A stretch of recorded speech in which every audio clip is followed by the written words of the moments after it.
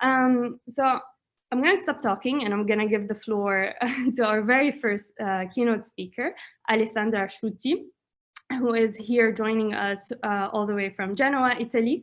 Alessandra is a tenure track researcher and a principal investigator at the Istituto Italiano di Tecnologia. Excuse my non-Italian accent. And Alessandra obtained her PhD with a focus in humanoid technologies from the University of Genoa and IIT. After a period, she worked as an assistant professor in the bioengineering department at the University of Genoa, which is also affiliated with IIT. She is now working at IIT. In July 2018, she was awarded the ERC Starting Grant Whisper on the investigation of human shared perception with robots. And since March 2019, she has been a tenure track researcher, principal investigator of cognitive architecture, for collaborative technologies, Contact at IIT. And today she will be giving us the first keynote speech, which is on towards social intelligence, which is actually, it falls right in place because we actually had one of the questions that in the forums that we posted on the webpage where people were asking questions they wanted to discuss during the workshop, and one of them is what is social intelligence? So I think you are the perfect person to answer that question in your presentation. So I will leave the floor to you, Alessandra. Thank you, Karen, for your nice presentation. And I'm going to share the screen. Let me see if this is visible for you. And okay, so I'll hide the video. Thank you very much for your kind introduction. And I hope I will be the right person to talk about this ideal path towards social intelligence. Let's start from the fact that we have already robots in our lives.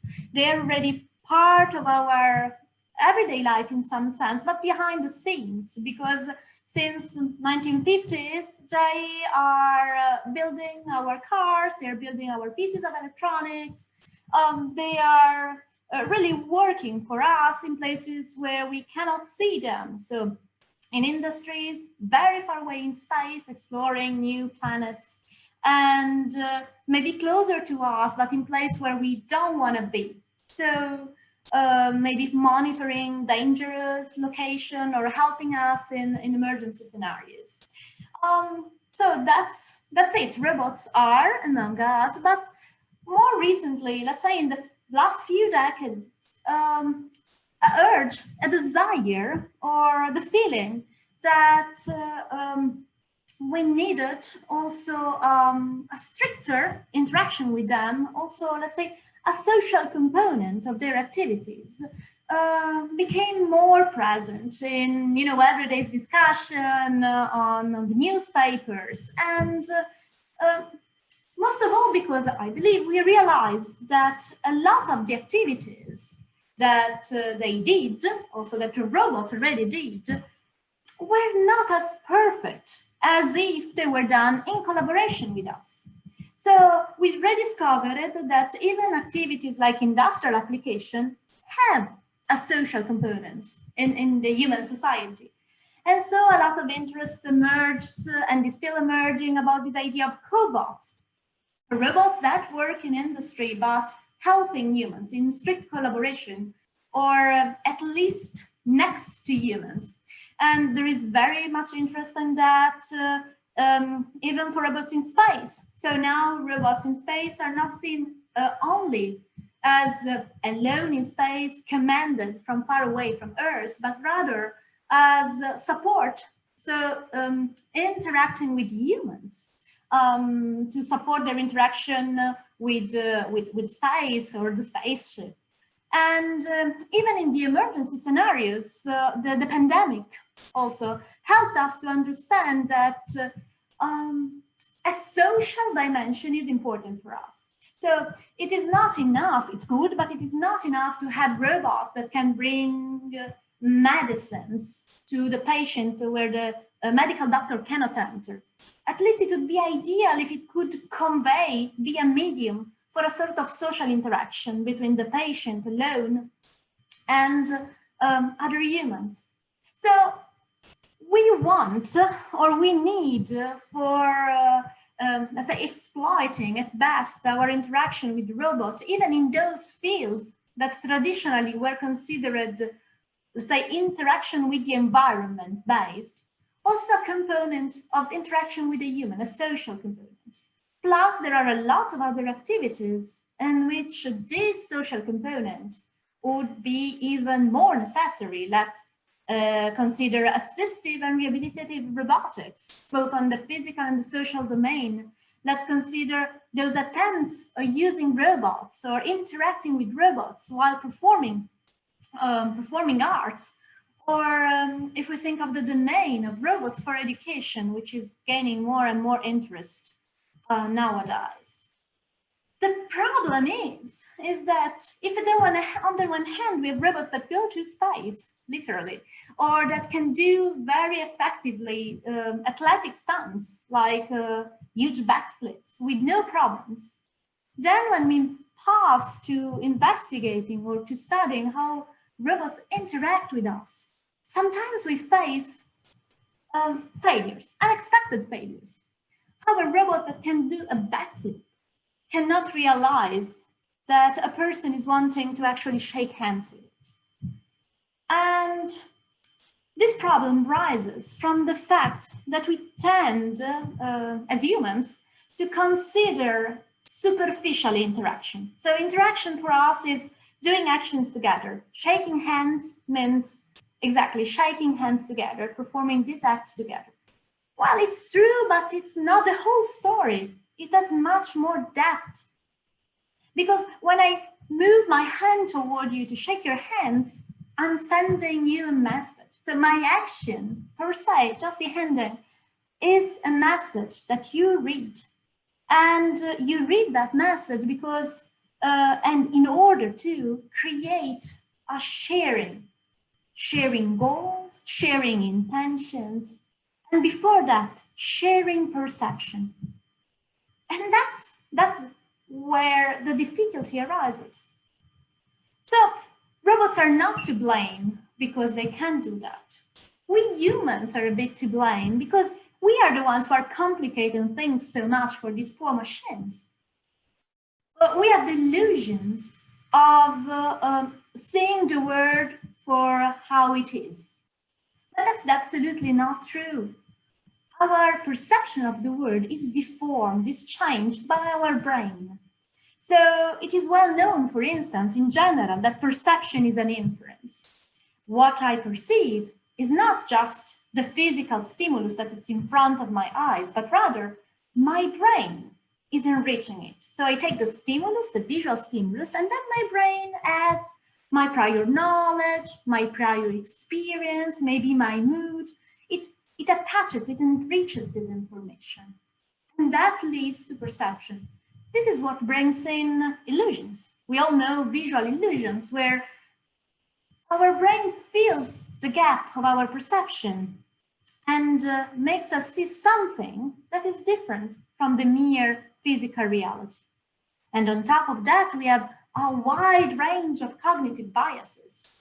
So we don't perceive the world as it is, we don't perceive others as they are, but our brain tries and transforms that in a way that sometimes is thought to optimize our perception, to actually facilitate us, help us in understanding more easily or faster what's happening in front of us.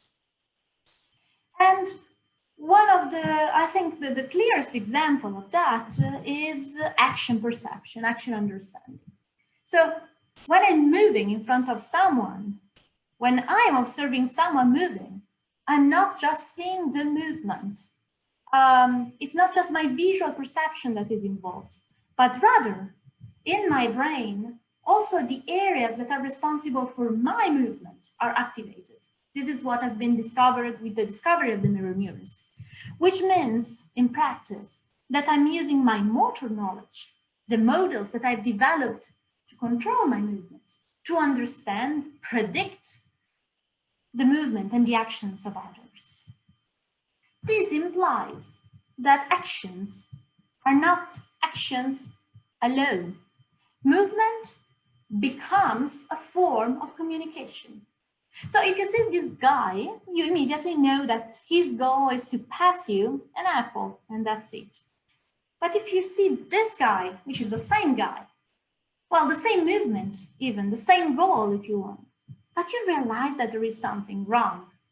No, I would be more skeptical at eating this new apple, because how the movement is performed is telling me something more. This guy is rude toward me, is aggressive. I might have pissed him off sometimes. And interestingly, our brain knows that our actions are a form of communication, and beyond understanding the goal of the action, is actually able to read also the subtle modifications and understand the how of the action. So in this case, it has been recently found indeed that there is a specific part of the brain that understands, that responds differently if an action is performed rudely or gently toward me. But this is just one of the multiple exchange of signals that continuously happen whenever we are interacting with someone. And even if I don't want it to happen, my body is revealing, even in this very moment, a lot of things about myself, my emotional status, my goals, my focus of attention.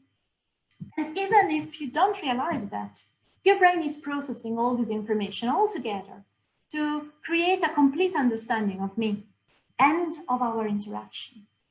And our goal is to try and, let's say, put a finger on this very complex mechanism that is supporting mutual understanding. And a way to do that is actually to use robots, even though they are still not so socially intelligent as we want them to be, as tools to uncover how these mechanisms unfold. To do that, one possibility that we pursue is that of seeing whether we can make it so that robots can use this very same signal in a proficient way. They can become able to send these implicit signals and read these implicit signals.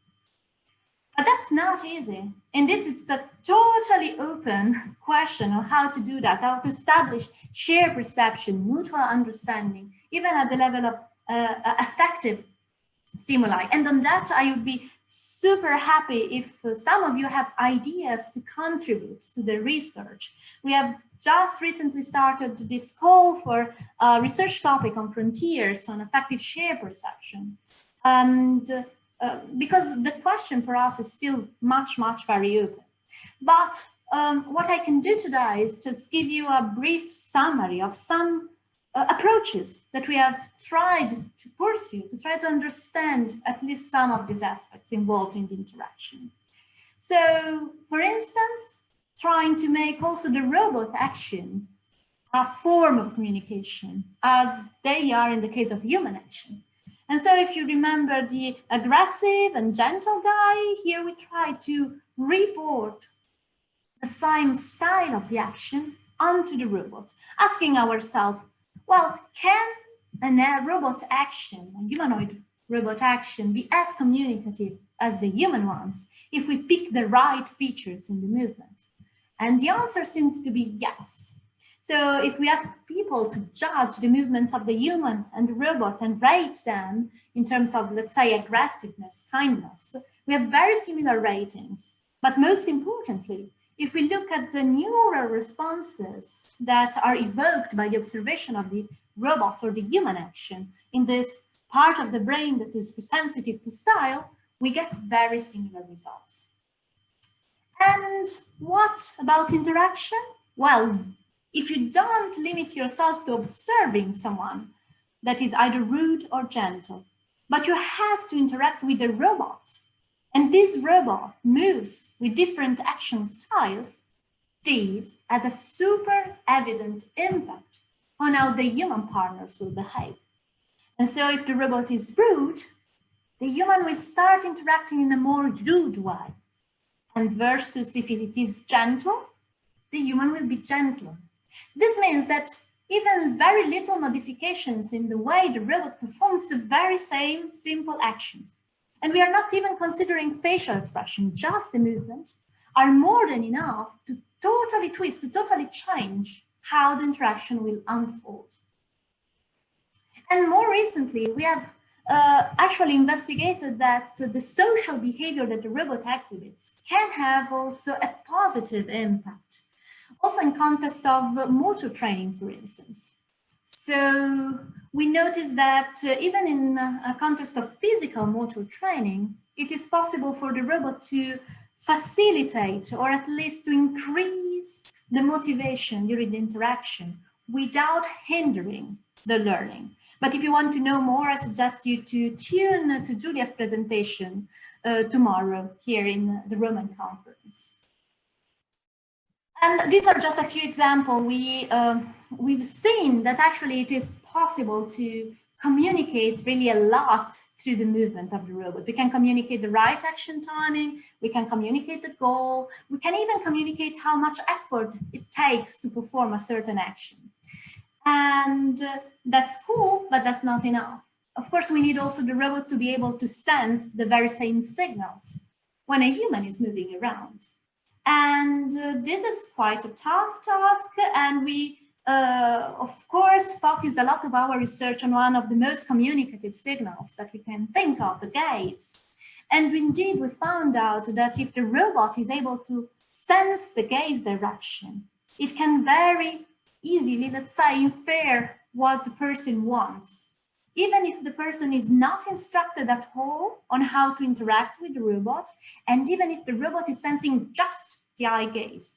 So it's totally blind to language, it's totally blind to speech, to pointing, to facial expression, just through eye gaze monitoring. In this context, it could understand what to do and when to do it in a very effective way. And more recently, we've seen that we can go further. So even trying to understand from gaze things or information that the person tries to hide. For instance, understanding when the person is experiencing cognitive load because he or she is lying.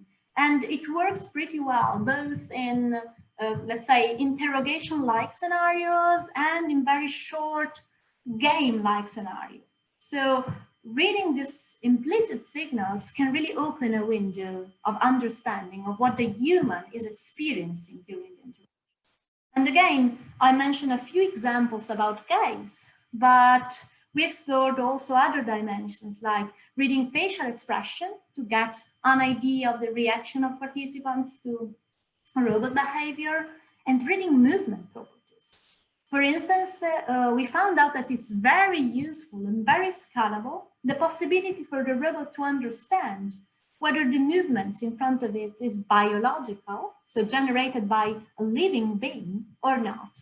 An ability that indeed human newborns have, and that now our ICAB shares with them. And I do believe that there is still a lot more that understanding human motion could bring into the field of human-robot interaction. And we have recently collected the contribution of a large group of authors coming from different perspectives, from the neuroscientific perspective, cognitive science, machine learning and computer vision, and robotics, that joined their effort to try and find how modeling human motion can be useful for these different fields. And if you want to know more, I suggest you to have a look to this book that just recently got printed.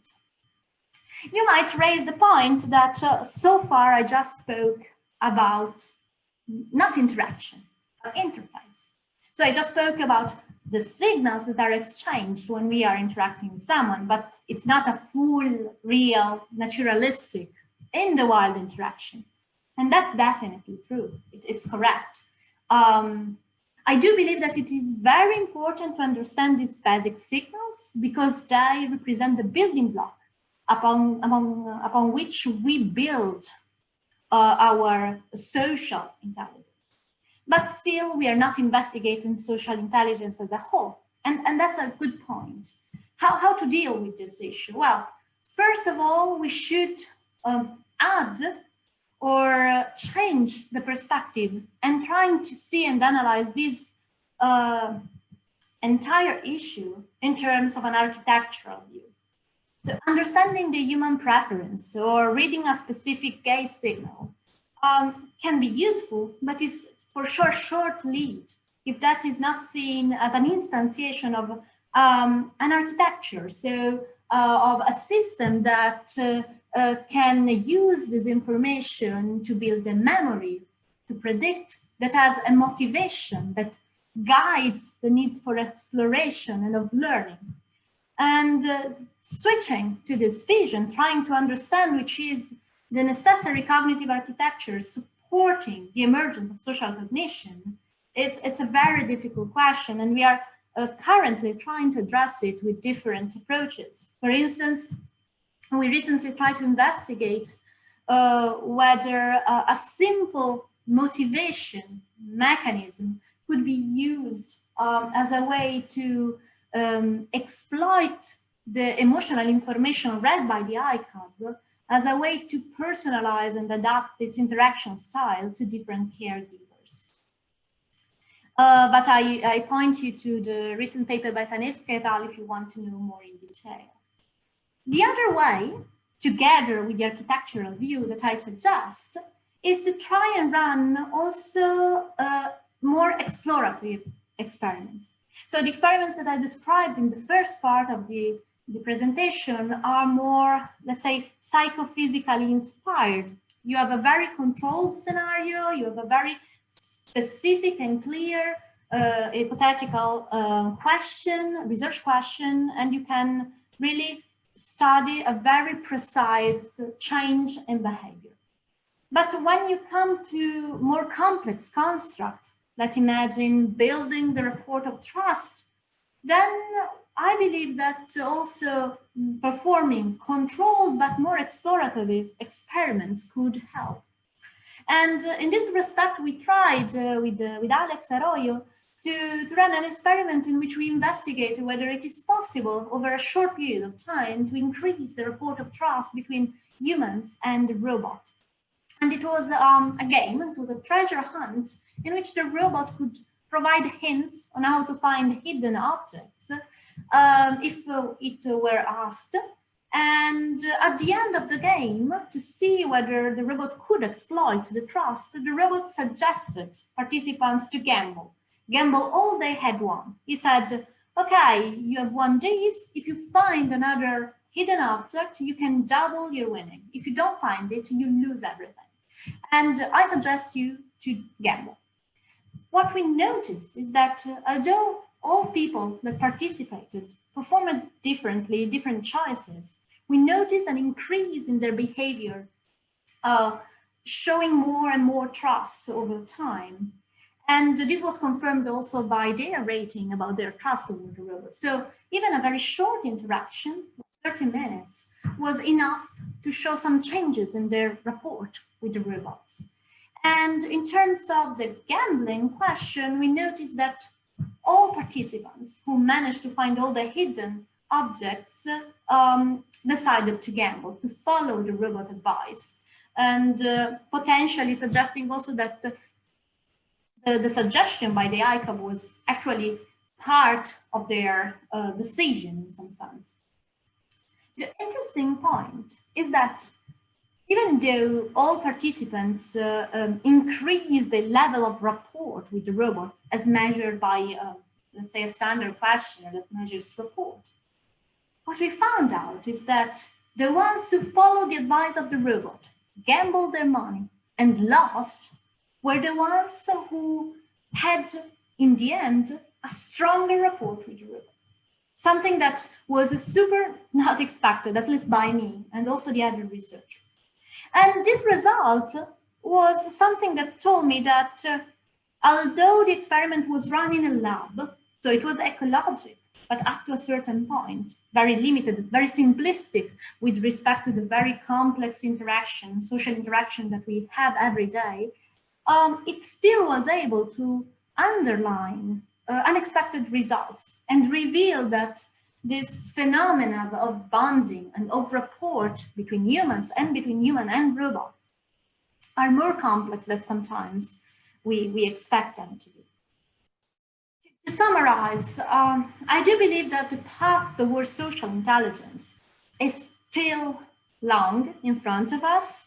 And I pointed out a few elements that I think will be necessary to move along this path. So understanding how to establish a shared perception between humans and between human and robots, appropriately taking into account the role of embodiment, which is so crucial in the way humans establish interaction with each other, and then try and establish a sort of cognitive architectural view on this question, plus other points that I didn't have the time to expand today. But I do believe it is really crucial to face them, because otherwise the risk is that robots will be adopted by early adopters, by fans, as maybe we are, but they won't be able to fulfill their potential and will end up being set aside as a cool, interesting toy or novelty without becoming really the autonomous interactive agent that we want them to become. So the aim, the solution is to create more humane robots, in the sense of robots that are considerate of us as humans, and then start to think, to have models of us that allow them to interact with us as we interact between each other. With that said, I want to thank all the groups of people who are performing the research that I presented so far, and a lot of others that I didn't have the time to present. And I want just to advertise that if you want to continue the discussion beyond this workshop today, in the discussion, the next session of the discussion, you could take part to our workshop, which will be held on the 3rd of September in the afternoon. And with that said, thank you very much. Thank you so much, Alessandra. I really enjoyed your talk. It was really interesting. And I really enjoy your research work and your studies, and I always try to stay up to date on it. I'm gonna check because we did post a link for Q&A, and I think there must be questions for you there. So I'm gonna try to read as I go. All right, so we have 3 questions there. And for anyone else who still wants to submit their questions, I have shared the link in the chat. So you can go directly there, vote for the questions, and if you don't want to answer, if you don't want to ask, you can vote as well. So, all right, so we have a question is on how did the robot respond when the person lost in the gambling? And they added by saying compassion could explain the higher bond felt by participants. Okay. That's a good point. We were thinking on a similar line. I have to check exactly which was the wording that was used in response to the performance of the participants. I don't remember it to be compassionate though, but I might be wrong. I will check. On the other hand, the robot that we used was the iCup, which looks like a kid. A boy, if you want. And from some open comments of the participants and from the results, the doubt came to us that participants established a sort of interaction similar to the one that you establish with children when you're playing with them. So as if the child has planned this very nice game, it wanted you to win, then you lost, and then you feel sorry for the robot, for the child, that things went not in the right direction or in the direction in which the child predicted. But we have not a clear answer on that yet. So I will certainly consider the idea of studying whether the feedback that the robot gave could trigger compassion in one of the two cases and not in the other. Thanks. Yeah, that would be interesting. All right. So I have a question did you try to build a whole model of human virtually based on your knowledge? Sorry, I don't know if I understood. You mean a virtual human? So to recreate a virtual human? Yeah, to create the human-robot interaction virtually, I suppose. Okay, so